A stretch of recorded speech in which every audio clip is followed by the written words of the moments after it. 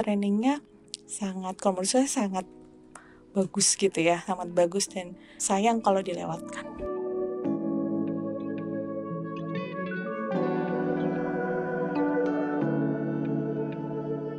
Tantangannya mungkin dari sisi ini ya, kelengkapan data, kemudian mungkin memang ada beberapa data yang harus kita cleansing gitu kan. Menurut saya sebagai user itu belum bisa mengakomodir analisa-analisa harus kita lakukan, karena kan ada banyak analisa di bidang treasury keuangan, itu belum bisa mengakomodir semua, itu yang pertama.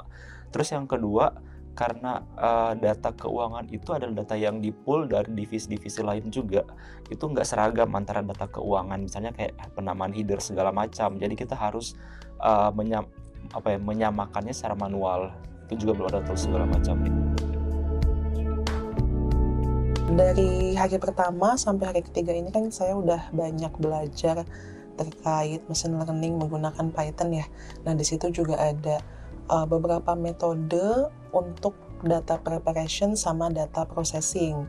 Termasuk salah satunya itu adalah bagaimana cara mengatasi duplikat data atau missing value. Nah, pelajaran yang dikasih sama algoritma itu sangat bermanfaat dan mungkin bisa nanti saya implementasikan di pekerjaan saya. Dari yang tadinya saya nggak ngerti nih machine learning itu sebenarnya ngapain sih gitu.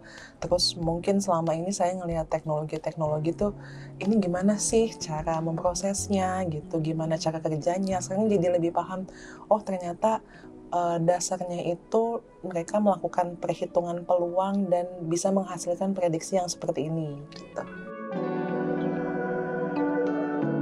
Beberapa istilah baru yang saya pelajari di sini.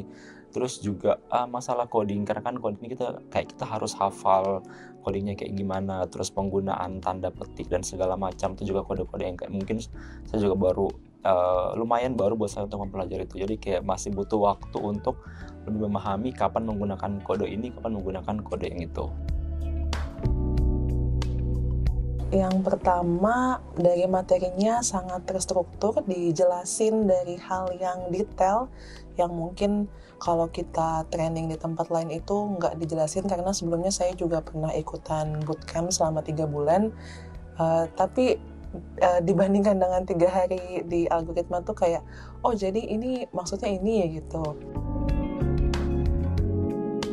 Inovasi di kantor terkait pekerjaan mungkin mempercepat proses data cleansing dari laporan-laporan yang akan dibuat.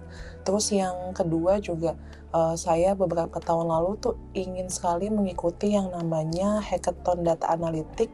Itu dari dia menggunakan model yang ada di kaggle.com. Jadi kaggle.com tuh dia kayak ngasih kuis-kuis gitu. Nah, saya tuh mau ikutan dari dulu, cuman saya nggak tahu nih, saya harus mulai dari mana, pakai model yang apa gitu ya, klasifikasinya seperti apa.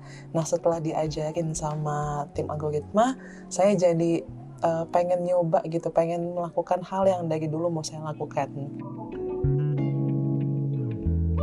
Dari 1 sampai 10, saya kasih 9,8. 9,8 menurut saya itu udah oke banget, karena dari trainernya, terus juga dari materinya gitu, dari cara ngejelasinnya benar-benar bikin saya ngerti step by step. Kunjungi algorit.ma/wib dan wujudkan inovasi besar sekarang.